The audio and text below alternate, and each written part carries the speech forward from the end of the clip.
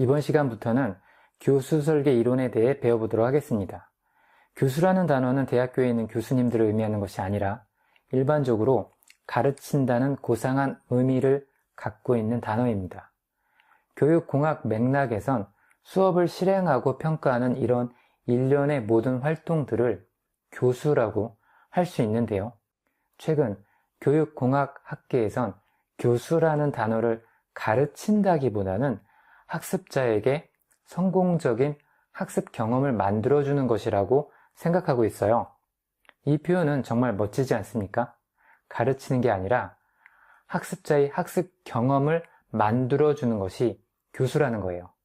그래서 학습 경험을 설계하는 것이 곧 교수 설계라고 할 수 있는 것입니다. 이걸 보면 교육공학계에서도 구성주의 입장에서 학습자 중심의 교육을 지향하고 있다는 것을 알 수가 있어요. 이어지는 강의들에선 여러분은 다양한 학자들의 교수 설계 이론들을 배우시게 될 겁니다. 아마 교재들로 여러분이 이 부분을 독학하신다면 잘 이해하지 못하실 거예요. 대부분 교재들은 일반 학생들을 배려해서 쓰지 않아서 교재들을 보면 백과사전 지식을 나열하는 것처럼 교수들이 보통은 집필해 놓았기 때문에 저는 처음에 교육공학을 혼자서 독학할 때 무슨 말인지 이해가 안 돼서 너무 혼돈스러웠던 기억이 아직도 남아 있습니다. 그래서 이어지는 강의들에선 가능한 여러분들이 이해할 수 있는 핵심들만 전달해 드리려고 합니다. 교수 설계 이론들은 처음에 접하게 되면 사실 그렇게 어려운 것들이 아닌데 너무 어렵게 설명되어 있기 때문에 학생들은 대개 각각의 이론들을 이해하기에만 급급할 거예요. 그런데 이해하기에만 급급해서는 안 되고 완전히 이해하고 그런 지식을 활용까지 할 수 있어야 하거든요. 그래서 각각의 교수 설계 이론들에 나오는 내용들을 시시콜콜하게 모두 알 필요는 없습니다. 쓸데없는 정보들은 공부하지 말고 필수적이고 핵심적인 내용들만 학습하셔도 충분합니다. 교수 설계 이론들을 공부하실 땐 각 이론들을 정립한 학자들의 기본적인 아이디어를 먼저 이해하시는 것이 많이 도움이 됩니다. 여러분이 각 이론들에 대한 핵심 아이디어만 잘 이해하고 있으시더라도 나중에 여러분이 수업을 설계하고 수업을 실행할 때 이론들의 핵심적인 아이디어들을 응용해서 학습자에게 긍정적인 학습 경험을 만들어주는 수업을 만드실 수 있을 거예요. 그러면 교육공학이라는 학문을 여러분이 배웠다는 것에 충분한 가치가 있게 되는 겁니다. 이번 강의는 교수 설계 이론에 대한 첫 번째 강의로서 교수 체제라는 개념에 대해서 학습하도록 하겠습니다.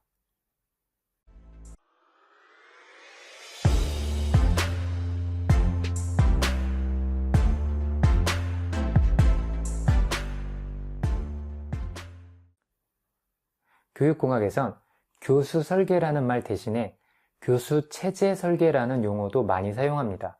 왜냐하면 교육공학이 교수 체제 설계를 기반으로 크게 발전했었거든요. 체제는 영어로 시스템이라고 합니다. 그래서 교수 체제를 설계한다는 것은 교수 시스템을 설계한다는 것과 똑같은 말이에요. 그러면 교수 체제라는 것은 어떤 걸 의미하는 걸까요? 여러 가지 예를 들어서 교수 체제에 대한 개념을 설명드릴 수 있겠지만 공부를 못하는 아이에 대한 이야기가 교수 체제라는 개념을 이해하는데 꽤나 적합할 것 같은데요. 여러분이 교사가 되었거나 혹은 어떤 학생에게 과외를 한다고 생각해보죠. 그런데 공부를 못하는 학생을 지도하게 되었다고 가정해보죠. 그래서 여러분에게 주어진 미션은 이거예요.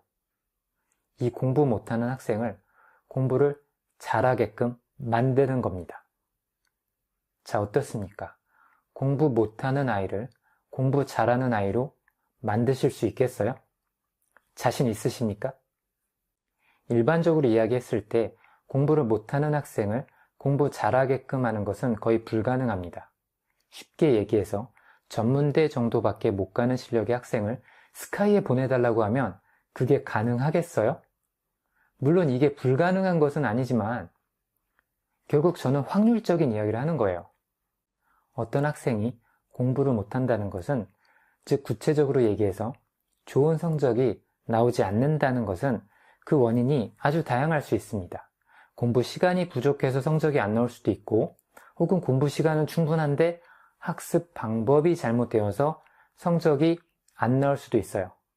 발달 문제가 없는지도 확인해야 하고요. 공부 환경이 안 좋아서 성적이 안 나오는 경우도 있어요. 학생의 주위 관계 문제도 체크해 봐야 하고요. 지금까지 공부 이력도 문제가 있을 수 있습니다.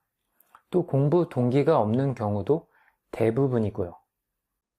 그래서 공부를 못하는 학생들이 가지고 있는 문제들은 마치 종합 선물 세트 같습니다. 가지고 있는 문제들이 한두 가지가 아니라 각각의 문제들이 서로 유기적으로 엮여서 성적이 잘 나오지 않는 결과가 나오는 거예요. 이렇게 이 학생의 성적에 영향을 주는 학습과 관련된 요소들을 전부 합쳐서 체제라고 부르는 거예요. 따라서 성적이 잘 안 나오는 학생들을 성적이 잘 나오게 하려면 체제적인 접근을 해야 합니다. 이 학생의 성적에 영향을 주는 모든 것들을 고려해서 종합적인 해결책을 세워야 한다는 의미입니다. 체제적으로 접근해서 종합적으로 전부 해결하지 않는다면 근본적으로 문제 해결이 안 됩니다. 문제들은 꼬리에 꼬리를 물고 서로 유기적으로 연결되어 있기 때문입니다. 우리가 생태계를 영어로는 에코시스템이라고 하잖아요. 생태계의 핵심적인 특징은 생태계를 이루고 있는 모든 것들이 서로 영향을 주고받는다는 거죠. 아프리카의 코끼리들이 개체수가 늘어나서 목초를 다 뜯어먹었어요. 그래서 땅이 사막화가 되고 코끼리들이 죽어버려요. 이런 예처럼 생태계라는 시스템 내에선 시스템을 구성하는 요소들이 서로 영향을 주고받는다는 거예요. 즉 생태계도 체제적인 특성을 가지고 있다고 말할 수 있어요. 마찬가지로 교수 체제도 체제적인 특성을 가지고 있거든요. 하나의 수업을 만들려면 학습자를 분석해야 되고 학습 목표를 세우고 학습 목표에 맞는 평가 도구를 개발하고 수업 내용을 준비하고 수업을 실행하고 수업을 평가해보고 평가 후에 또 개선하고 이런 다양한 활동을 해야 하는데 이런 모든 것들이 유기적으로 서로 엮여 있기 때문에 이걸 체제라고 부르는 거예요. 예를 들어 학습 목표를 세우려면 학습자 분석을 반드시 해야 됩니다. 그리고 학습 목표가 설정이 되어 있어야 평가 도구를 개발할 수 있어요. 수업을 설계할 때 필요한 각각의 활동들이 서로 유기적으로 연결되어 있어서 이 모든 것들이 전체를 이루고 있는 거예요. 그런데 제가 이렇게 체제에 대해서 설명하고 나니까 사실 체제라는 개념이 정말 별거 아니라고 말씀드리고 싶어요. 우리 주위에 체제가 아닌 게 또 있을까요? 우리 주위에 있는 것들을 보면 우리가 어떻게 구분하느냐에 따라 모두 체제로 구분할 수 있습니다. 지금 제가 이렇게 강의를 만들고 있는데 강의를 만들 때 컴퓨터를 사용합니다. 그런데 컴퓨터도 시스템이라고 부르잖아요. 컴퓨터야말로 정말 체제입니다. 컴퓨터 안에 메인보드가 있고 메인보드 위에 CPU와 메모리, 그래픽카드가 꽂혀 있고 파워 서플라이에 여러 전기 케이블들로 메인보드가 연결되어 있어요. 그런데 컴퓨터를 사용하다 보면 문제가 생길 때가 있죠. 갑자기 컴퓨터 전원이 꺼진다든가 부팅이 안 된다든가 메모리가 인식이 안 된다는 등 아주 다양한 종류의 문제들이 발생합니다. 컴퓨터에 문제가 발생하면 여러분은 보통 어떻게 해결하십니까? 컴퓨터 AS 기사를 부르시나요? 네, 컴퓨터가 고장나서 기사를 불렀다고 칩시다. 그럼 컴퓨터 AS 기사는 어떻게 컴퓨터를 고칠까요?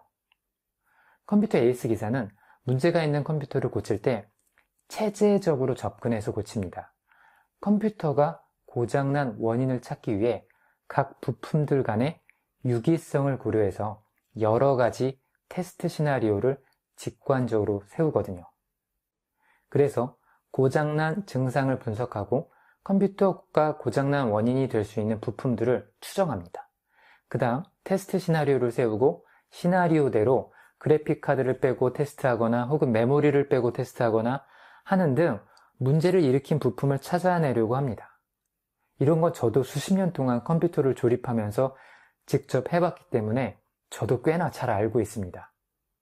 즉, 컴퓨터를 구성하고 있는 모든 부품들의 체제적인 특성을 이해하지 못하면 컴퓨터가 고장났을 때 컴퓨터의 체제적인 특성을 이해하지 못하는 일반인들은 컴퓨터를 고칠 수가 없습니다. 교육공학에선 체제라는 개념과 관련해서 너무 당연한 걸 굉장히 어렵게 설명해 놓은 것 같아요. 이번 강의에서 가볍게 체제라는 개념에 대해 살펴보았는데 다음 강의에서부터 본격적으로 여러 가지 교수 설계 이론들을 배워보도록 하겠습니다.